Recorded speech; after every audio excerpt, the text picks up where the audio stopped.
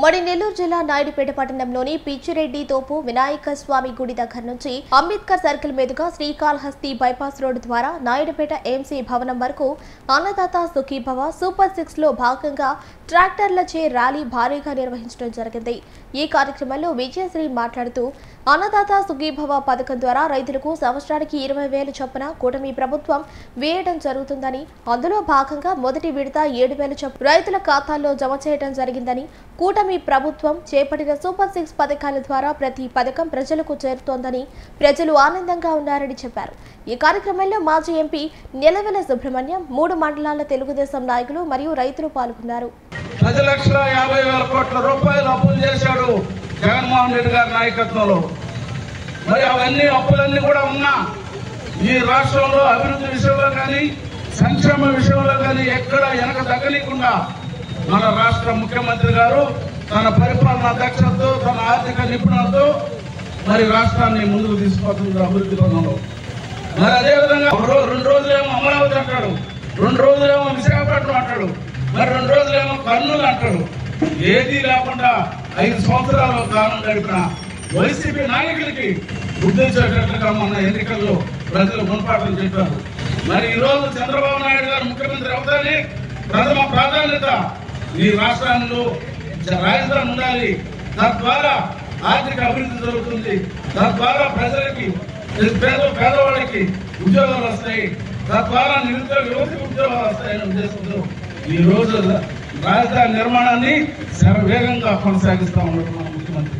అదేవిధంగా ఆంధ్ర రాష్ట్రానికి జీవనది అయిన మన పోలవరం ప్రాజెక్ట్ ని పరుగులు పెట్టిస్తున్నాడు। 90% మనం ఎంతో మంది ఆ ల్యాండ్ టైటిలింగ్ యాక్ట్ వల్ల ఎంతో ఇబ్బందులు పడుతున్న పరిస్థితులు మనం చూసాం।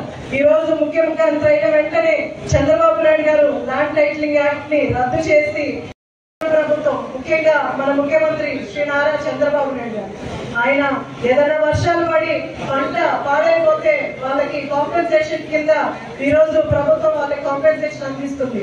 అలాగే రైతులకు అవసరమైన ట్రాక్టర్లు కావచ్చు, పనిముట్లు కావచ్చు దొరుకుతుందని ఈ రోజు అందరికీ కూడా, అలాగే పాస్బుక్ లో కూడా గత ప్రభుత్వ నాయకుల ఫోటోలు తీసేసి ఈ రోజు ప్రభుత్వ సింబల్ ని పెట్టి ఈ రోజు పాస్బుక్ లో అందరికీ కూడా అందజేశారు।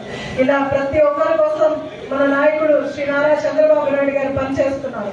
అలాగే సూపర్ 6 లో భాగంగా ఆయన చెప్పినట్టు పెన్షన్లు గత ప్రభుత్వంలో 3,000 పెంచారు, వికలాంగులకి 3,000 ఇస్తుంటే దాన్ని రెట్టింపు చేసి 6,000 చేశారు। అలాగే పూర్తిగా మంచంలో ఉన్న వాళ్ళకి ఈ రోజు కూటమి ప్రభుత్వం 15,000 పెన్షన్ రూపంలో అందజేస్తుంది। అలాగే ఆయన చెప్పిన తల్లికి వందనం కింద ఈ రోజు ప్రతి బిడ్డని చదివించే బాధ్యత కూటమి ప్రభుత్వం తీసుకొని మన ముఖ్యమంత్రి శ్రీ నారా చంద్రబాబు నాయుడు గారు, అలాగే డిప్యూటీ సీఎం పవన్ కళ్యాణ్ గారు, మన మీడియా వాళ్ళకి అందరికీ కూడా ధన్యవాదాలు తెలియజేస్తున్నాను। మన ముఖ్యమంత్రి శ్రీ నారా చంద్రబాబు నాయుడు గారు ఒక విజనరీ నాయకుడు। మీ అందరికీ తెలుసు, ఆయన ముఖ్యమంత్రి అయిన వెంటనే మనం ప్రచారంలో చెప్పిన సూపర్ 6 లో భాగంగా ఒక్కొక్కటిగా ప్రతి ఒక్కటిగా కూడా నెరవేర్చుకుంటూ వచ్చారు। ఈ రోజు సంవత్సరం రోజులు పూర్తయింది। ఈ సంవత్సరం రోజుల్లోపు మొట్టమొదటిసారిగా డిఎస్సి మీద సంతకం పెట్టి 16,400 ఉద్యోగ అవకాశాలు యువతకి ఇప్పించడం జరిగింది।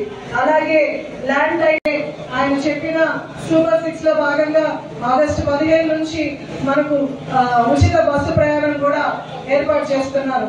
ఇలా మనం సూపర్